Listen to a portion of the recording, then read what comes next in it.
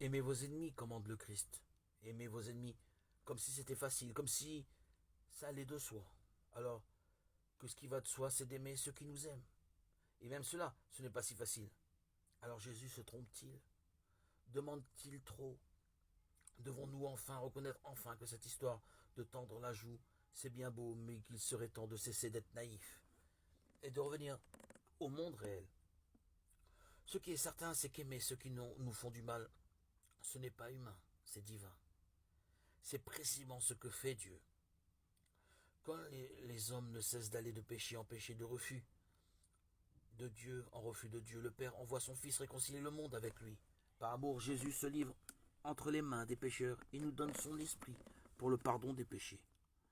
En nous exhortant à aimer nos ennemis, Jésus nous demande de participer à ce qu'il fait lui-même, car il veut que nous soyons pleinement des membres de son corps.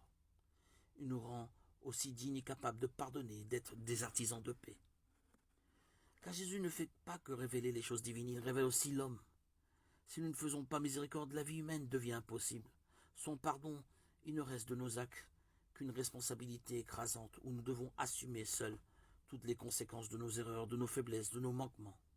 Pardonner à celui qui nous a fait du tort, c'est lui ouvrir une possibilité de se reconnaître responsable de ses actes, parce qu'on accepte d'emporter avec lui les conséquences. Le pardon est ce qui rend la vie possible. Le pardon rend possible de s'engager librement, car on ne s'engage pas seul. Le pardon fait grandir l'amour, car chaque pardon demandé est un acte de confiance dans l'amour de l'autre. Chaque pardon donné est une affirmation que l'amour est plus grand que nos blessures.